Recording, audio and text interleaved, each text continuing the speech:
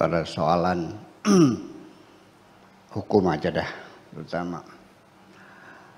Kalau kita dalam beragama masih pada lingkaran luar syariat, tetap kita akan bertengkar dan berbeda pendapat.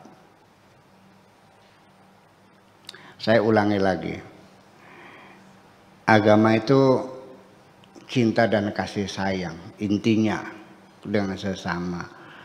Tetapi kan ada lingkaran luarnya dibungkus, namanya akhlak, ya. Lalu bungkusan akidah, ya kan gitu. Bungkus lagi syariah. Ini ketika kita masih ada di lingkaran luar syariat, kita akan berbeda pendapat dan akan bertengkar satu dengan yang lain. Ya. Nyenggol istri ada yang bilang batal, ada yang tidak batal.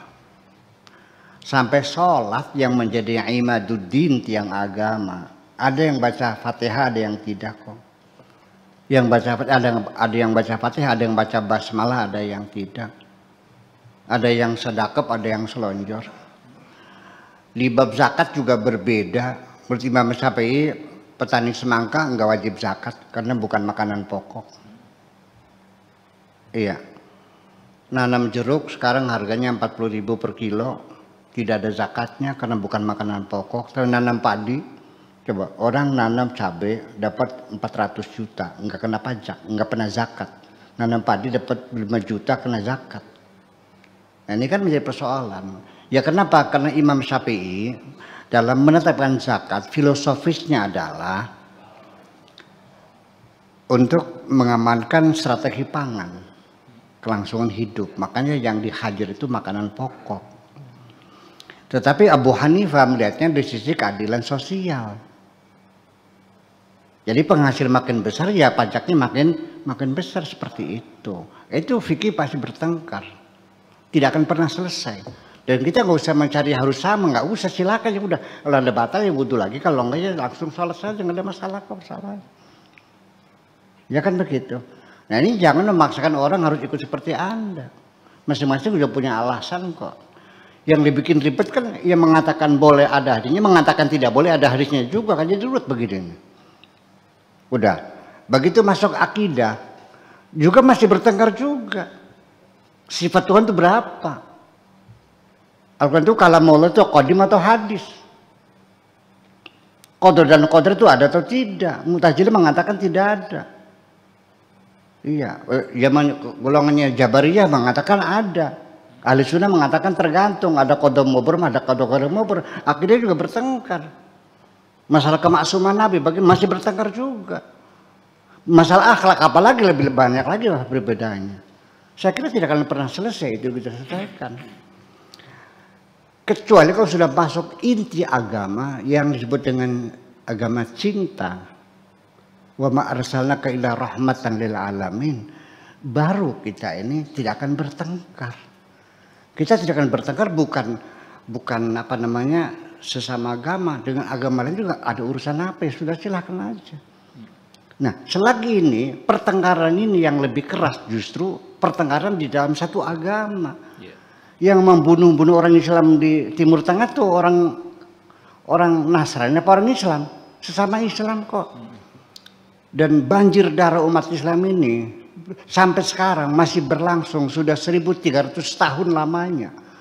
Hanya gara-gara pemilihan khalifah antara Abu Bakar dan Sayyidina Ali sampai sekarang. Syiah dan Sunni sampai sekarang terjadi. Mu'tazilah juga korbannya puluhan ribu yang dibantai itu. Karena mereka rasionalis. Itu persoalannya. Nah jadi artinya gimana? Ya sudah. Ini gara-gara karena ada orang beranggapan bahwa Islam yang benar itu Islam yang diimplementasikan pada abad ke-7. Yaitu yang langsung dipraktekkan, diimplementasikan oleh Kanjeng Nabi dan sahabat-sahabatnya. Mikir dong. Sekarang abad berapa?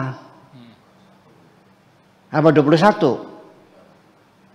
Otak kita tercangkol di abad ke-7, kakinya menginjak abad ke-21. Artinya udah 14 abad lamanya kita jarak waktu, dan semuanya berkembang. Selagi hukum itu mengatur kehidupan dan kehidupan berkembang, ya maka hukum juga harus berkembang dong.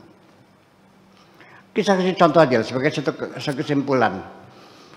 Dulu kalau tentara Islam itu menang suatu negara, itu tanahnya dikuasai oleh negara Islam. Orang Islam yang antara Islam tentu tidak bisa mengelola tanah ini, ya kan? Nah, akhirnya dikembalikan lagi dengan status tanah yang berbeda, namanya Ardus Sawad. Ya, kalau kita ikut perpajakan dalam Islam, Ardus Sawad itu tanah hitam, artinya tanah sudah dikuasai oleh Islam karena tidak bisa dikelola sendiri, dikembalikan kepada petani, tetapi dengan sewa. Bayangkan, masih mungkin terjadi seperti itu? Nggak mungkin dong. Dulu di sana kalau perang itu lakinya dibunuh, perempuannya dirampas, dijual, boleh dulu. Masih dipraktekkan sekarang juga, ya jering ISIS nantinya. Ya, yang menggembur suku Yazidiyah itu, yang cantik-cantik sukunya itu, didagangi lagi. Apa Anda yakin bahwa Allah mengizinkan manusia dijual? Tolong dong. Iya dong. Yuk kita junjung nilai-nilai martabat manusia, HAM, kita junjung, kita hormati hak asasi manusia. Ya kita nggak bisa sembarangan. Dulu sebelum ada Komnas HAM, Komnas Perempuan tidak dipantau, ini banyak sekali istri yang dipukulin semuanya, disiksa, digebukin gitu. Nggak ada hukumannya. Kenapa? Ya mereka mengatakan Al-Qurannya ada. Wa in khiftum nusuzahunna fadribuhunna. Jadi dikiranya mukul istri itu dibenarkan menurut agama. Ya pakai otak aja dong. Masa istri saya punya anak perempuan, saya kawin sama kamu untuk disayang, untuk kamu cintai, bukan untuk digebukin seperti itu. Gimana lagi? Sakit hati orang tua ini. Gimana lagi? Mau diterapkan seperti itu? Jadi yang nggak bisa, ketika kehidupan manusia tumbuh dan berkembang dan bergerak, masa hukumnya permanen gitu? Ya dong, semacam itu. Jadi ya artinya bahwa sampai sekarang sendiri pun bahwa banyak hukum-hukum Islam yang sebetulnya masih dalam bentuk agenda Nabi, belum terselesaikan karena Nabinya sudah keburu dipanggil Tuhan dulu. Perbudakan belum dibebaskan, bagi waris belum disamaratakan, ya kan begitu. Kebebasan perempuan belum dilepaskan, dan itu semuanya bukan bersumber dari hukum Islam, tapi dari tradisi-tradisi Arab itu semuanya. Masih dibedakan mana tradisi dan mana hukum. Terima kasih.